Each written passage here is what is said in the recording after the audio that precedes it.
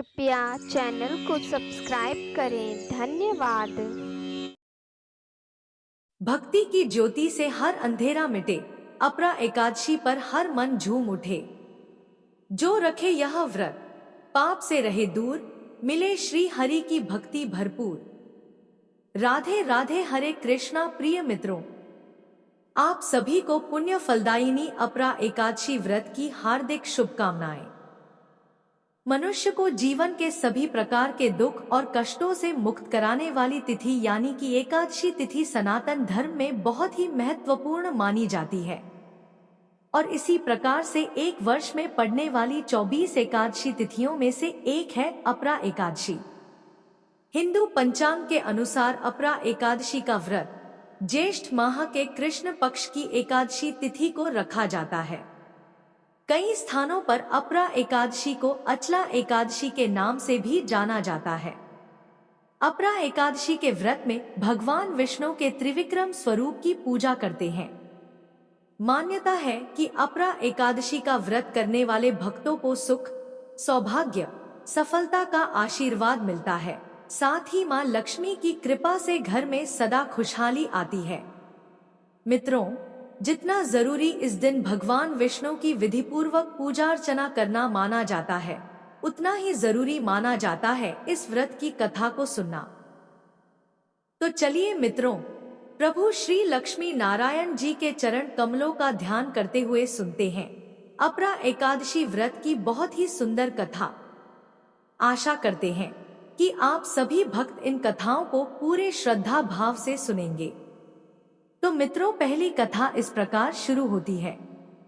एक समय की बात है, धर्मराज युधिष्ठिर कहने लगे कि हे मुरली मनोहर, हे माधव, ज्येष्ठ मास की कृष्ण पक्ष की एकादशी का क्या नाम है तथा इसकी कथा क्या है, यह सब आप विस्तार पूर्वक बताइए। श्री कृष्ण कहने लगे, हे धर्मराज, यह एकादशी अचला तथा अपरा दो नामों से जानी जाती है। पुराणों के अनुसार ज्येष्ठ मास के कृष्ण पक्ष की एकादशी अपरा एकादशी है, क्योंकि यह एकादशी मनुष्यों को अपार धन देने वाली मानी जाती है, इसलिए इसे अपरा एकादशी कहा जाता है। जो मनुष्य इस दिन पूरी सच्ची श्रद्धा के साथ व्रत करते हैं, वे संसार में धन, संपत्ति, ख्याति और प्रसिद्धि को प्राप्त करते हैं। हे राजन, जो फल तीनों पुष्करों में कार्तिक पूर्णिमा को स्नान करने से या गंगा तट पर पितरों को पिंडदान करने से प्राप्त होता है, वही फल अपरा एकादशी का व्रत करने से प्राप्त होता है। अतः मनुष्य को अपने पाप कर्मों को जीवन से समाप्त करने के लिए, सुख समृद्धि प्राप्त करने के लिए इस व्रत को अवश्य करना चाहिए। हे राजन, इस व्रत की प्रचलित कथा के अनुसार प्राचीन काल में महिध्वज नामक एक धर्मात्मा और परोपकारी राजा था, जो अपनी प्रजा को एक पिता के समान स्नेह और दया भाव से पालता था। वह सदा धर्म के मार्ग पर चलता था और न्यायप्रिय शासन करता था, जिसके कारण राज्य में शांति, समृद्धि और संतोष बना रहता था। महिध्वज अपने निजी सुखों से अधिक प्रजा की भलाई को महत्व देता था और यज्ञ, दान, सत्कर्म में रत रहता था। उसके व्यवहार और कर्मों के कारण प्रजा उसे देवतुल्य मानती थी। ऐसे धर्मनिष्ठ राजा का एक दुष्ट और पापी छोटा था भाई वज्रध्वज। वज्रध्वज, जो स्वभाव से अत्यंत क्रूर, अधर्मी और अत्याचारी था तथा धर्म के किसी भी नियम का पालन नहीं करता था। उसे न तो किसी की पीड़ा की चिंता थी, न ही किसी न्याय या नीति का बोध था। राज्य के सभी लोग महिध्वज राजा की न्यायप्रियता, दयालुता और धर्मपरायणता के कारण उनका बहुत आदर करते थे, जिससे वज्रध्वज के मन में अपने बड़े भाई के प्रति जलन और द्वेष उत्पन्न होने लगा था। वह सदैव अपने भाई की लोकप्रियता से चिढ़ता था और उसे हटाकर स्वयं राजा बनने की इच्छा रखता था। अपने भाई के प्रति ईर्ष्या के कारण उसने एक दुष्ट योजना बनाई ताकि वह महिध्वज को समाप्त कर सके। और एक दिन उस पापी ने रात्रि के समय अपने बड़े भाई की हत्या करने की योजना बनाई। जब महिध्वज पूरे दिन प्रजा की सेवा करने के बाद अपने कक्ष में गहन निद्रा में सो रहा था, तो उसका क्रूर भाई वज्रध्वज चोरी छिपे वहां पहुंचा। उसने पहले तो महिध्वज के कमरे के पहरेदारों को बहला फुसलाकर वहां से हटा दिया और फिर एक तीव्र विषबुझे खंजर से राजा की छाती पर वार किया। महिध्वज को संभलने का कोई अवसर भी नहीं मिला और वह कराह तक नहीं सका। वज्रध्वज ने अपने भाई की हत्या पूरी गोपनीयता और छल से की, ताकि किसी को संदेह भी न हो सके। जब उसे यह एहसास हुआ कि अब उसका यह पाप छुप नहीं पाएगा और वह शीघ्र ही पकड़ा जाएगा तथा उसे घोर दंड मिलेगा, तो उसने भयभीत होकर रात के अंधकार में राजा की देह को वहां से हटाने का निर्णय लिया। उसने योजनाबद्ध तरीके से महिध्वज के मृत शरीर को चुपचाप महल से बाहर निकाला और घने जंगल की ओर चल पड़ा। वहां पहुंचकर उसने एक सुनसान स्थान पर स्थित एक पुराने पीपल के वृक्ष की जड़ें खोदी और राजा की देह को वहां दबा दिया। उसने इस प्रकार सबूत मिटाने का प्रयास किया ताकि किसी को राजा की मृत्यु का संदेह भी न हो। साथ ही उसने यह झूठ फैलाया कि राजा महिध्वज किसी गहन चिंता और वैराग्यवश अपना राजपाट छोड़कर कहीं चले गए हैं। इस प्रकार राजा महिध्वज की अकाल और हिंसात्मक मृत्यु हो गई, जिससे उसकी आत्मा को शांति नहीं मिली और वह प्रेत योनि में चला गया। चूंकि उसकी देह को बिना किसी विधिपूर्वक अंतिम संस्कार के उस पीपल के वृक्ष की जड़ों में दबा दिया गया था, इसलिए वह आत्मा उसी वृक्ष पर वास करने लगी। वहां उसकी प्रेतात्मा दिन रात व्याकुल और कष्ट में भटकती रहती थी। समय के साथ उसकी आत्मा अत्यंत उग्र और पीड़ादायक हो गई, जिससे वह राहगीरों को डराने, पीड़ा देने तथा आसपास के वातावरण को भयभीत करने लगी।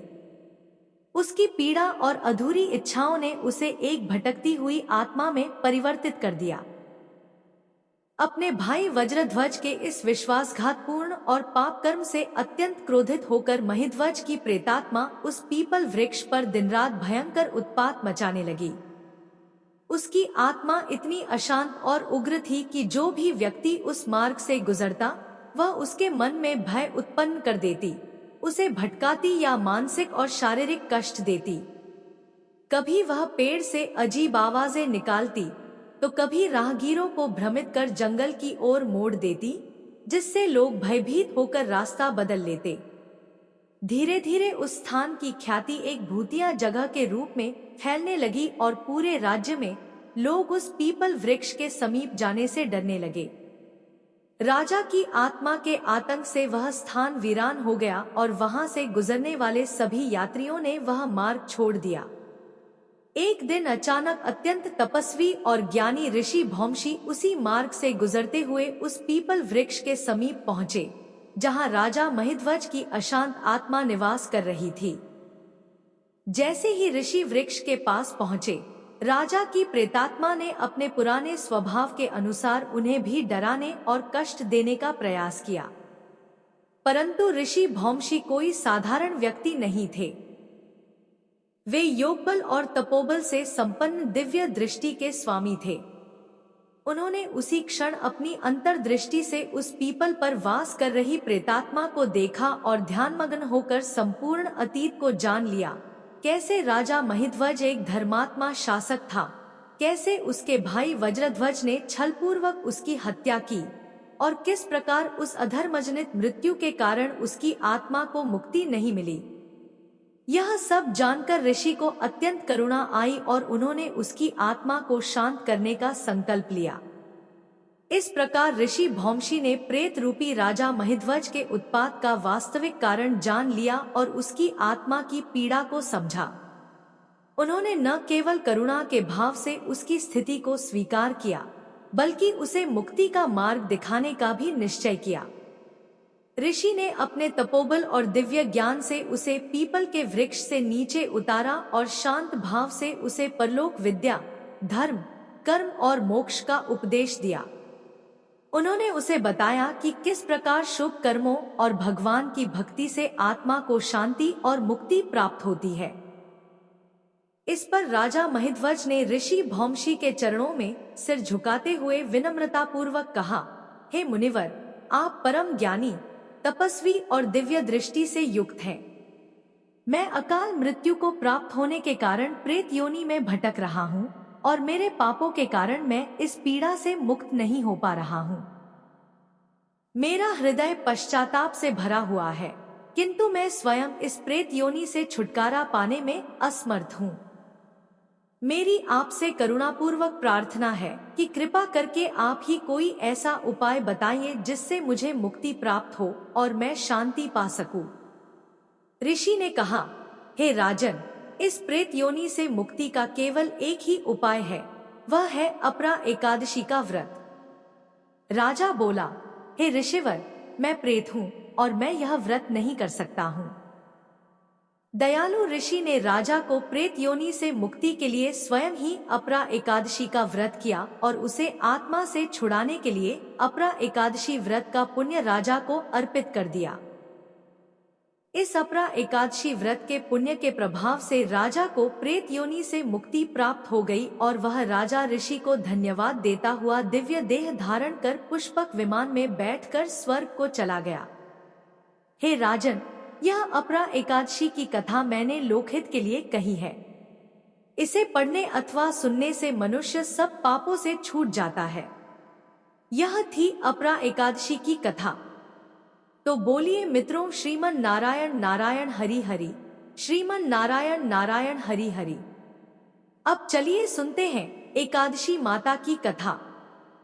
प्राचीन समय की बात है। धर्मपुरी राज्य में एक महान राजा सुकेतुमान रहा करते थे। राजा बहुत ही बुद्धिमान और बलशाली थे और सदैव अपनी प्रजा का बहुत अच्छे से ध्यान रखते थे। राजा की न्याय प्रियता और धर्म पारायणता के कारण प्रजा भी अपने राजा को बहुत पसंद करती थी। राजा की 2 बेटियां थीं और सुकेतुमान अपनी दोनों बेटियों से बहुत अधिक प्रेम करते थे। सुकेतुमान की छोटी बेटी देखने में बहुत सुंदर और आकर्षक थी और बड़ी बेटी छोटी बेटी के मुकाबले थोड़ा कम सुंदर थी। सुकेतुमान की छोटी बेटी ग्यारस माता की पूजा किया करती थी, इसलिए सभी लोग छोटी बेटी से बहुत प्रेम करते थे और बहुत प्रशंसा किया करते थे, जिस कारण राजा की बड़ी बेटी को अपनी छोटी बहन से बहुत नफरत होने लगी थी। राजा की दोनों बेटियां जब बड़ी हो गई, तब एक पड़ोसी राज्य में रहने वाला राजकुमार बड़ी बेटी के लिए रिश्ता लेकर आया। लेकिन जैसे ही उस राजकुमार की नजर राजा की छोटी बेटी पर पड़ी, तो वह राजकुमार उस पर मोहित हो गया और उससे पहली नजर में प्रेम कर बैठा। इसी के साथ उस राजकुमार ने राजा की बड़ी बेटी के साथ विवाह करने से मना कर दिया। उसने राजा से कहा कि मैं आपकी छोटी बेटी से प्रेम करता हूँ और उसी से विवाह करना चाहता हूँ। यह सब सुनने के बाद राजा की बड़ी बेटी अपनी छोटी बहन से बहुत क्रोधित हो गई। अब तो बड़ी बहन ने अपनी छोटी बहन को अपना सबसे बड़ा दुश्मन मान लिया और अपनी छोटी बहन से बदला लेने का निर्णय कर लिया, जिसके लिए उसने अपनी छोटी बहन को जान से मारने की योजना बनाई। इसके लिए राजा की बड़ी बेटी ने अपनी छोटी बहन को मारने के लिए सबसे पहले एक लड्डू में जहर मिलाकर अपनी छोटी बहन को दे दिया और उसको लड्डू खाने के लिए कहा। लेकिन लड्डू खाने के बाद भी छोटी बहन को कुछ नहीं हुआ। यह सब देखकर बड़ी बहन बहुत आश्चर्यचकित हो गई, लेकिन उसने हार नहीं मानी। अब बड़ी बहन ने अपनी छोटी बहन को मारने की दूसरी योजना बनाई। जब रात में छोटी बहन अपने कमरे में सो रही थी, तो उसने एक मटके में सांप को रखकर कमरे में छोड़ दिया। लेकिन सांप भी छोटी बहन का कुछ नहीं कर पाया।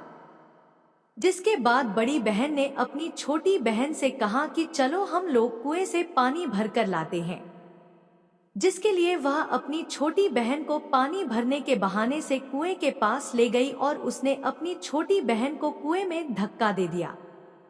लेकिन छोटी बहन को तब भी कुछ नहीं हुआ, क्योंकि हर बार ग्यारस माता उसकी रक्षा कर रही थी। उधर बड़ी बहन अपने सारे प्रयासों के बाद भी असफल हो रही थी, जिससे वह बहुत क्रोधित होती जा रही थी। फिर उसने अपनी छोटी बहन के पास जाकर उससे खुद ही पूछा कि मेरी प्यारी बहन, तुमको पता है भगवान ने सबकी मृत्यु एक निश्चित समय पर लिखी हुई है, पर बहन क्या तुमको पता है कि तुम्हारी मृत्यु कैसे होगी? क्या यह तुम जानती हो? तब छोटी बहन ने अपनी बड़ी बहन को बताया कि हाँ दीदी, मैं तो जानती हूँ मेरी मृत्यु कैसे होगी। छोटी बहन से यह सुनकर बड़ी बहन मन ही मन बहुत प्रसन्न होने लगी और उसने अपनी छोटी बहन से कहा कि बहन, मुझे तुम अपनी मृत्यु का राज तो बताओ।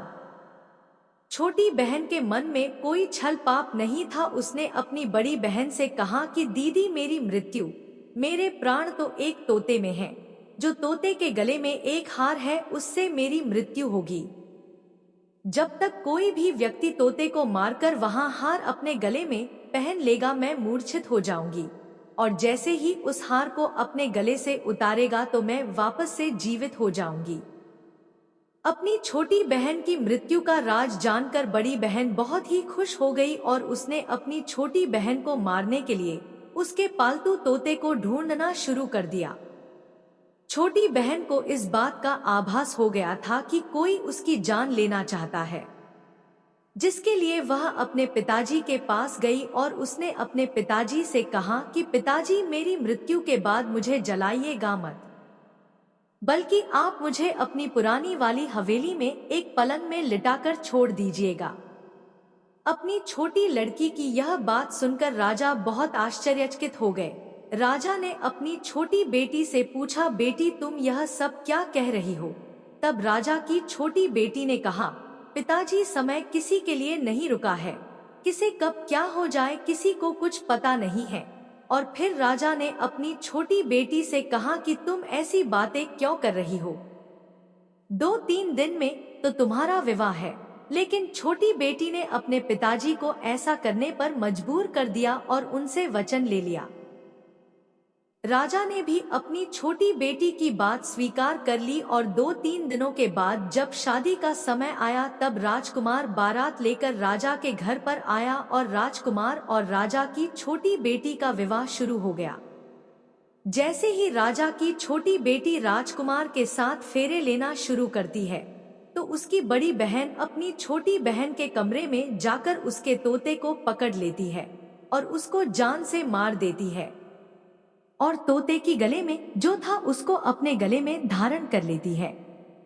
जैसे ही बड़ी बहन उस हार को अपने गले में धारण करती है तो उधर छोटी बहन 3.5 ही फेरे ले पाती है और वहीं पर बेहोश होकर गिर जाती है।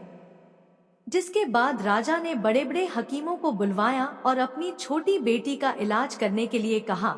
राजा की बात सुनकर वैद्य ने छोटी बेटी को जब जांच किया तो राजा को बताया कि आपकी छोटी बेटी ना तो जीवित है और न ही मरी हुई है। मैं ऐसा पहली बार देख रहा हूँ।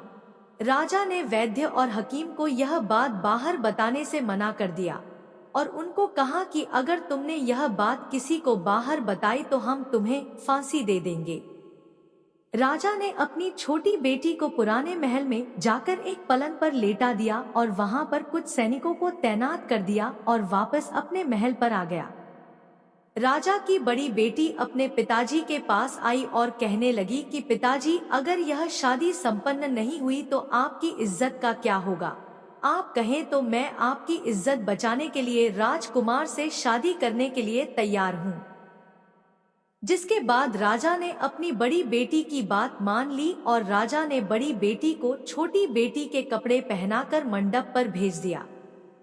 लेकिन राजकुमार यह जान गया कि यह राजा की छोटी बेटी नहीं है बल्कि यह राजा की बड़ी बेटी है। लेकिन जब राजकुमार ने शादी करने से मना किया तो सभी लोगों ने राजकुमार को विवश करके राजा की बड़ी बेटी से बचे हुए फेरों को संपन्न करा दिया और विवाह करवा दिया। जिसके बाद राजकुमार राजा की बड़ी बेटी को अपने महल ले गया। राजकुमार राजा की बड़ी बेटी से ना तो बात करता था, ना ही उसको पसंद करता था और न ही उसके आसपास भटकता था। अब राजकुमार ने यह फैसला लिया था कि वह अपनी प्रेमिका को ढूंढ कर रहेगा और यह जानकर रहेगा कि उसके साथ हुआ क्या है। एक दिन राजकुमार अपने घोड़े पर सवार होकर राजा के पुराने महल के पास पहुंच गया। जहां पर उसने कुछ सैनिकों को देखा। महल के पास पहुंचकर राजकुमार ने जब महल को ध्यान से देखा तो वह समझ गया कि यह तो हमारे ससुर जी का ही महल है। तब राजकुमार ने सैनिकों से पूछा, तुम लोग यहाँ क्या कर रहे हो और इस महल के अंदर उस पलंग में कौन लेटा हुआ है? जिसके बाद सैनिकों ने बताया कि यहाँ पर राजा की छोटी बेटी बहुत समय से सोई हुई है। यह सब सुनकर राजकुमार बहुत प्रसन्न हो गया और वह तुरंत अपनी प्रेमिका के पास पहुंच गया और उसकी सेवा करने लगा। जैसे ही रात हुई तो राजा की छोटी बेटी उठकर खड़ी हो गई। राजकुमार यह देखकर बहुत खुश हो गया। उसने अपनी प्रेमिका से पूछा कि तुम यहाँ क्या कर रही हो? तुम मेरे साथ मेरे घर चलो। राजा की छोटी बेटी ने राजकुमार को सारी बातें बता दी कि मेरी जान एक तोते में बसी थी और मैंने यह बात सिर्फ अपनी बड़ी बहन को बताई थी और मुझे पता है कि उसने ही मुझे मारने का प्रयास किया है। उसके पास एक हार है जिसको वह सुबह पहन लेती है और रात को उतार देती है। जब तक वह हार को पहन कर रहती है तब तक मैं मूर्छित रहती हूँ और जैसे ही वह इस हार को उतार देती है तो मैं जीवित हो जाती हूँ। वो कहती है जब तक मेरी बड़ी बहन के पास वह हार है तब तक मैं ऐसे ही जीवित और मूर्छित होती रहूंगी। अगर मेरी बड़ी बहन के पास जो हार है वह मेरे हाथ में लग जाए तो मैं हमेशा के लिए जीवित हो जाऊंगी। राजकुमार ने यह बात सुनकर राजा की छोटी बेटी के पास रहने का निर्णय ले लिया और उसने अपने बचे हुए सारे फेरे उस पलंग में लेटी राजा की छोटी बेटी के साथ ले लिए और अपना विवाह पूर्ण कर लिया और वहीं पर ही रहने लगा। देखते ही देखते कुछ समय में राजा की छोटी बेटी और राजकुमार की पत्नी पेट से हो गई। एक दिन राजकुमार को किसी काम से बाहर जाना पड़ा। तब छोटी बहन के पेट में बहुत तेज दर्द होने लगा। उसने ग्यारस माता का आवाहन किया जिसके बाद वहां पर ग्यारस माता प्रकट हुई और उन्होंने अपने भक्त के दर्द को दूर किया और उसे एक पुत्र की प्राप्ति करवाई। उसी समय वहां पर अचानक से राजकुमार भी आ गया।